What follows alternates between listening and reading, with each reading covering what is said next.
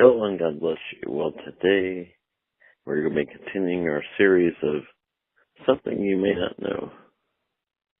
We started this 2 weeks ago with Naaman the leper, the story from 2 Kings chapter 5, a story that we all know where he goes to see Elijah, and Elijah tells him to go dip in the Jordan River 7 times to get his healing.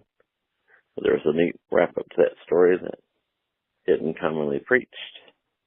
And then last week we preached on Daniel in the lion's den, and a neat little wrap-up to that story that you probably don't hear that much.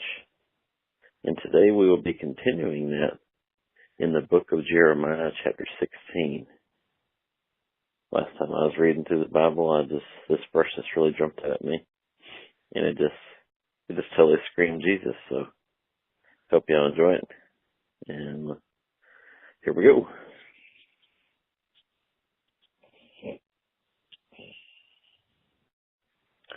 So we're in Jeremiah and chapter 16, and Jeremiah is one of the major books of the prophets, and like majority of the books of the prophets, it all has to do with the time period of the kings of Israel, and how,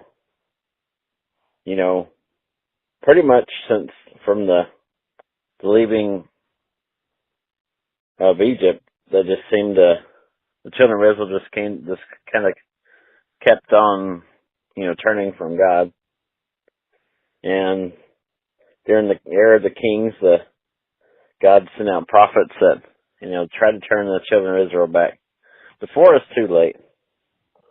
And that's what this chapter right here is about, because this is a warning about why God's going to send them out. And here we're going to start in verse 9, which says, "Thus says the Lord of hosts, the God of Israel, Behold, I will cause to cease out of this place, in your eyes and in your days, the voice of mirth and the voice of gladness, the voice of the bridegroom and the voice of the bride.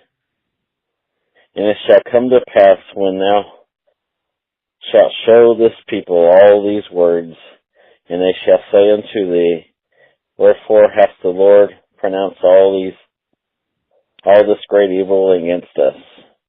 Or what is our iniquity, or what is our sin, that we have committed against the Lord our God? Then thou shalt say unto them, Because your fathers have forsaken me, saith the Lord, and have walked after other gods, and served them, and have worshipped them, and have forsaken me, and have not kept my laws, and you have done worse than your fathers. For behold, ye walk every one after the imagination of his evil heart, that they may not hearken unto me. Therefore I will cast you out of this land, into a land that you know not, neither ye nor your fathers. And there shall ye serve other gods day and night, where I will not show you favor. Therefore, behold, the days come, saith the Lord, that it shall no more be said, The Lord liveth, that brought up the children of Israel out of the land of Egypt. But the Lord liveth, that brought the children up of Israel from the land of the north, and from all the lands whither they had driven them. And I will bring them again into the land that I gave unto their fathers." This is the key verse here that we want to talk about, number 16. This is like the last time I read through the Bible. I just kind of read this, and I read it a few times, and there's something that really jumped out at me, and it just screamed out Jesus. And it says, "Behold, I will send many fishers, says the Lord, and they shall fish them, and after I will send many hunters, and they shall hunt them from every mountain, from every hill, out of the holes of the rock."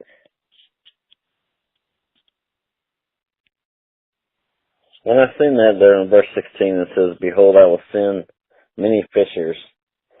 That just really shot out to me, and I started thinking about what Jesus said to his disciples when he wanted them to follow him. And one of the times he said is in Matthew chapter 4, verse 19, where he says, "And he said unto them, Follow me, and I will make you fishers of men." And Jesus also says it in Mark 1:17, "And Jesus said unto them, Come ye after me, and I will make you become fishers of men." Just when I saw that, when I was reading Jeremiah, that part never shot out to me, just never screamed out. And when I saw that, I just thought, it just screamed Jesus for me. And I just thought that was really neat. And I just wanted to share that. Because, that was just something the Lord just showed me on my own when I was reading through it for myself. And that's why preachers say all the time, to read it for yourself, because the Lord, the more you read it, the Lord really will. If you're seeking to know what the Lord's wanting to show you in His Word, He will show you, and I'm living proof of it, that He will show you stuff that people never really brought out before. Just stuff that you may not even know that's in there that no one's told you. And, the more you read it, the Lord will show you something. I mean, I said I've read it for like fifth time, and it seems like almost every time I read it, the Lord will give me something new.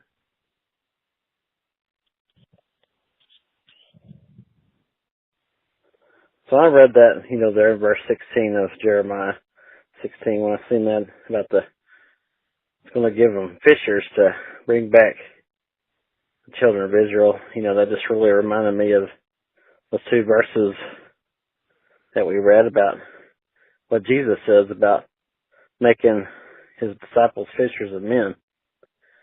And I just, that just really shut out to me this last time I read through the Bible, and it was really exciting because the times I read it before, that never stood out to me.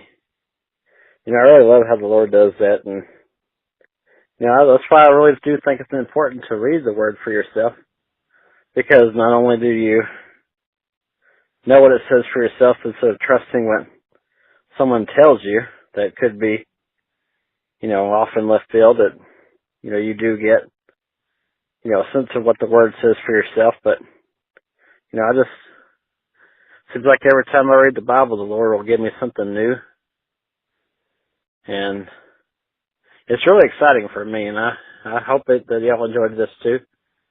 And like I said, just read it for yourself. Don't take anything I say or anyone else says for, just read it for yourself, and, Lord start to show something to you that maybe you hadn't heard before. The Word of God is really exciting, and and I believe that they say the Bible's the living Word, and I believe that's why the Lord will point out something to you every time you read it. And I really hope y'all enjoyed it, and we'll talk to y'all next week. Maybe we'll continue this series. Maybe the Lord will let me move, give me something else. We'll see. But I love y'all. God bless y'all, and y'all have a great week.